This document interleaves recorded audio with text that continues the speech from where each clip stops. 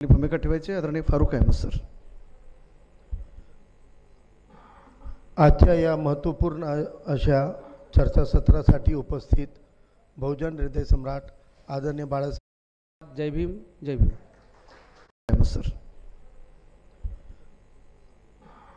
आजच्या या महत्त्वपूर्ण अशा चर्चासत्रासाठी उपस्थित बहुजन हृदय सम्राट आदरणीय बाळासाहेब आंबेडकरजी, मंचावर उपस्थित पक्षाचे सर्व पदाधिकारी, मंचावर उपस्थित कामगार कर्मचारी संघटनेचे आदरणीय धोत्रे सर, आदरणीय BL कोकरे सर, मंचावर उपस्थित इतर संघटनेचे पदाधिकारी, समोर उपस्थित सर्व आरक्षणवादी संविधानवादी बंधूंनो, तरुण मित्रांनो, माता भगिनींनो, सगळ्यांना क्रांतिकारी जय भीम करतो।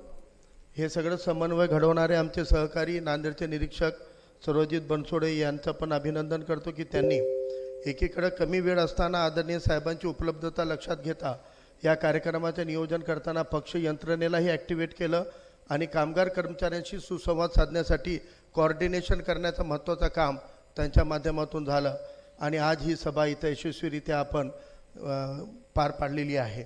या सभेच्या साठी पावसाचा तडाखा कालपासून ज्या पद्धतीनं सुरू होता, आमच्या सहकाऱ्यांमध्ये चलबिचल सुरू झाली की पाऊस तर लई जोरदार आहे आणि महत्त्वाचा विषय आहे, महत्त्वाची बैठक आहे, यशस्वी झाली पाहिजे। तर तेव्हा माझ्या मनामध्ये कसली शंका नव्हती। पहिला मुद्दा आदरणीय बाळासाहेबांची कोणती सभा बैठक असली तर आपण सगळेजण उत्साहानं येत होतोच, परंतु दुसरा मुद्दा होता की हा जो विषय होता हा या देशातल्या सर्वाधिक संविधान जागरूक असं वर्ग असलेल्या शेड्यूल कास्ट शेड्यूल ट्राईब वर्गाचा असल्यामुळं लढवय्या जमातीचा हा मुद्दा आहे, म्हणून लढवय्या लोक पावसाला घाबरून तरी घरी बसणार नाही आणि या विषयाला आवर्जून उपस्थित राहतील याची खात्री माझ्या मनामध्ये होती। आणि आज मला खूप आनंद होतो आहे की या नांदेड जिल्ह्यामधला जे कर्मचारी अधिकारी वर्ग आहे हा मोठ्या संख्येने या बैठकीमध्ये आलेला आहे आणि त्यातल्या त्यात शेड्यूल कास्ट शेड्यूल ट्राईबचा मुद्दा असला तरी OBCचं प्रतिनिधित्व लढा उभारणारे सुद्धा इथं कामगार कर्मचारी उपस्थित आहेत, हे आपल्यासाठी खूप समाधानाची बाब आहे। आणि खरं तर हाच मुद्दा आहे की शासन व्यवस्था सांभाळणारी जी विचारधारा आहे त्या विचारधारेला आपल्याला कोणत्याही स्तरावर नेऊन सोडायचं आहे, आपल्याला कोणत्या पातळीवर आणायचं आहे, हे हेतू तुम्ही आम्ही सगळेजण ओळखून आहोत। त्या एक अनाभिज्ञ अशा भीतीसाठी आपण आत्तापर्यंत चाचपडत असलेल्या अनेक वस्तूंना माध्यम बनवण्याचा प्रयत्न केला, अनेक विचारधारांना राजकीय पर्याय बनवण्याचा प्रयत्न केला, परंतु शेवटी आपल्याला आज ज्या वळणावर त्यांनी आणून सोडलेलं आहे, आज ज्या वळणावर आपण आलेलो आहोत ते आपल्यामध्ये म्हणजे मी जसं म्हणालो या देशामधला सर्वाधिक संविधान जागरूक वर्ग कोणता तर संविधानानं बनवलेले अनेक वर्ग आहेत। ओपन कॅटेगरी असते वर्ग म्हणा किंवा कॅटेगरी म्हणा, तशी OBC कॅटेगरी किंवा वर्ग आहे, मायनॉरिटी कॅटेगरी वर्ग आहे, तसं शेड्यूल कास्ट शेड्यूल ट्राईबसुद्धा एक वर्ग आहे।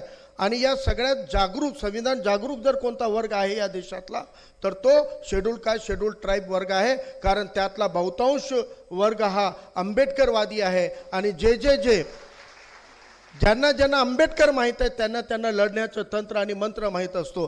आज या देशामधला सगळ्यात खतरनाक संविधान जागरूक असलेला, रस्त्यावर उतरायला आणि कोर्टात लढायला तयार असलेला, संविधानाचे सगळे कानाकोपरा अभ्यासलेला, बाबासाहेबांना फुले शाहूंना वाचलेला एक मोठा वर्ग असून या शेड्यूल कास्टवर हल्ला करण्याची हिंमत या सरकारने दाखवली। ते भित्री आहेत, समोरासमोर दोन हात करायची हिंमत नाही। आजपर्यंत कोणत्याही भाजपानं काँग्रेसनं मॅनिफेस्टोमध्ये वर्गीकरणावर एक शब्द टाकलेला नाही आहे, क्रिमी लेवलवर शब्द उच्चारलेला नाही आहे, पण सरकारला जे स्वतः करता येत नाही ते कोर्टाच्या आडून करत आहेत, म्हणजे भित्रे आहेत, यांची हिंमत नाही आहे। आपला डल्ला मारायचा, आपल्या ताटातला हिसकावून घ्यायचंच आहे, आपली भाकरी त्यांना चोरायची आहे, पण समोरून चोरायची हिंमत नाही, म्हणून कोर्टाला मदत टाकायला आणि कोर्टाच्या खांद्यावर बंदूक ठेवून चालवण्याचं काम या पद्धतीनं होत आहे। आणि अशा अवघड परिस्थितीमध्ये जेव्हा समाजामध्ये वेगवेगळ्या समूहांना समोर आणून भिडवण्याचं काम होत आहे, आज मराठा आरक्षणाच्या नावानं भिडंत करण्याचं, शासनाला संवैधानिक पदावर असलेल्या लोकांना न्यायमूर्तींना गुडघ्यावर बसवण्याचं काम होत आहे, त्यांना एकेरी भाषेमध्ये अश्लील शब्द वापरून शिवीगाळ करण्याचं काम होत आहे। दुसरीकडे OBCच्या ताटाला धोका निर्माण करून OBCमध्ये अस्वस्थता निर्माण करण्याचं काम होत आहेत। याच पद्धतीनं अल्पसंख्याकांना धर्म जातीच्या नावानं त्यांच्या आस्थेवर हल्ले करून, पैगंबर साहेबांची अवमानना करून, मशिदीवर हल्ले करून त्यांना अस्वस्थ करण्याचं काम होत आहे। एकच समाज सगळ्यात जास्त तटस्थ आणि ताकदीनं उभा होता या संविधानाच्या रक्षा करण्यासाठी, आज त्या शेड्यूल कास्ट शेड्यूल ट्राईबमध्ये सुद्धा भानगडी निर्माण करण्याचं षडयंत्र सरकारनं चालवलेलं आहे. अशा नाजूक काळामध्ये आपण या निर्णयाकडे कसं बघायचं आहे, आपण या निर्णयाचं स्वागत करायचं की विरोध करायचा आहे, अशी द्विधा मनामध्ये निर्माण झालेली असताना आपल्याला तज्ञ पद्धतीनं दिशादर्शन होणं गरजेचं आहे. मी एक सांगू इच्छितो की या सरकारचा हेतू लक्षात घ्या. हे मोदी सरकार सत्तेमध्ये आल्यानंतर त्यांनी आमच्या माता भगिनींना, महिलांना गॅसवर भेटणारी सबसिडी काढून घेतली. हो, काय होतं त्या सबसिडीमध्ये? 200-300, 350 रुपयाची सबसिडी भेटायची आणि तेव्हा त्यांनी याची चालाकी केली आणि आपल्या भाजप समर्थकांना सांगितले की सबसिडी सरेंडर करा. 4 लोक म्हणजे 0.5%, 0.5% ही लोकांनी गॅसची सबसिडी सरेंडर केली नाही. मोठमोठ्या बातम्या छापून आणल्या. नांदेड जिल्ह्यामध्ये 500 लोकांनी सबसिडी सरेंडर केली. अरे त्या 500 लोकांची सबसिडी स्वच्छेनं त्यांनी सरेंडर केली ना, त्यांच्या येणाऱ्या पिढ्याची बंद करा. पण सर्वसामान्य कुटुंबियांना सरेंडरचा अर्थ माहीत नसलेल्या आमच्या माता गरीब कुटुंबाच्या लोकांच्या सुद्धा घरगुती गॅसची सबसिडी संपवण्याचं काम झालेलं आहे. जे सरकार आपल्या गॅसची सबसिडी देत नाही त्याला आपलं संवैधानिक आरक्षण द्यायचं आहे का? यांचा हेतू आहे का? आणि जर यांचा हेतू नाही तर यांच्या विरोधामध्ये लढणारी ताकद कोणती आहे? या संविधानाचं रक्षण, आरक्षणाचं रक्षण करण्याचा शब्द देऊन सेक्युलर मताची विभागणी करू नका म्हणणारे पक्ष आज कुठे गेलेले आहेत?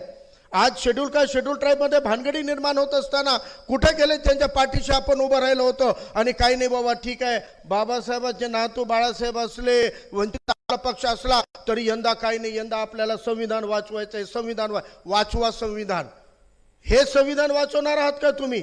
एकीकडे कोर्टाचा निर्णय आल्याबरोबर संविधान वाचवण्याची भाषा करणारे स्टेटमेंट काढून म्हणतात या निर्णयाची अंमलबजावणी करणारा पहिला राज्य तेलंगणा राहील, पहिला राज्य कर्नाटक राहील. यासाठी तुम्हाला आम्ही बसवलं होतं का? आमच्यामध्ये भानगडी लावण्यासाठी, आमच्यामध्ये उभी फूट पाडण्यासाठी आम्ही तुम्हाला सत्तेमध्ये आणलं होतं का? हा प्रश्न आपल्याला राजकीय दृष्टिकोनातून विचारावा लागेल. परंतु भानगडी लागू द्यायची नाही, ही जबाबदारी सुद्धा स्वीकारली पाहिजे.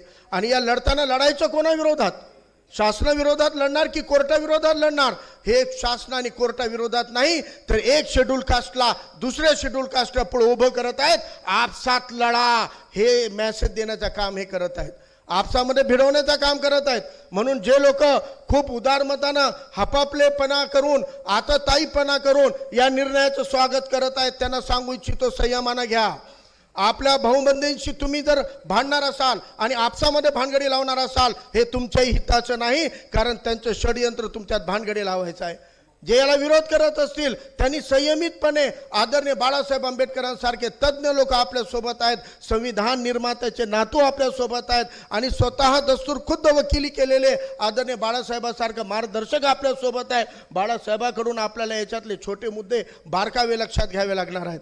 याचं शेवटी मला एकच सांगायचं आहे, हा लढा न्यायालयाचा आहे की नाही माहीत नाही, परंतु हा लढा राजकीय संघर्षाचा आहे. आणि राजकीय संघर्ष केल्याशिवाय आणि राजकीय नेतृत्व केल्याशिवाय आपला काही साबूत राहणार नाहीये. सेक्युलर मतांची विभागणी टाळण्यासाठी एकेकाळी काँग्रेस सोबत गेलेले मला गावही कुठं दिसत नाहीत, एकेकाळी काँग्रेस सोबत गेलेले आठवले कुठं जाऊन बसलेत, एकेकाळी सेक्युलर मताची विभागणी नको म्हणून कवाडे गुरुजी ज्या काँग्रेस सोबत गेले ते कुठे गेलेले आहेत. त्यांची जी अवस्था झाली ती आपली होऊ द्यायची नाही. तर आपल्याला खंबीर नेतृत्व आदरणीय बाळासाहेब आंबेडकरांचा स्वीकारावाच लागल. हा लढा आपल्याला लढावाच लागल. कामगार, कर्मचारी, विद्यार्थी एकजुटीनं तुम्ही पुढाकार घ्या. आम्ही झोपलेले समाजातले आहोत, ओबीसी आणि मुसलमान झोपलेला वर्ग आहे. तुम्ही जागरूक आहात, वाघिणीचं दूध पिलेली जमात आहात, तुम्ही जागरूक राहा. तुमच्यासोबत आम्ही उभं राहायला तयार आहोत. हा लढा राजकीय पद्धतीनं लढून यांचे पूर्ण षडयंत्र मोडीत काढण्याचं काम आदरणीय बाळासाहेबांच्या नेतृत्वामध्ये आपण करू. अधिक साहेबांचं मार्गदर्शन आपल्याला ऐकायचं आहे. म्हणून मी रजा घेतो. धन्यवाद. जय भीम. अल्लाह हाफिज. धन्यवाद आदरणीय फारुक सर.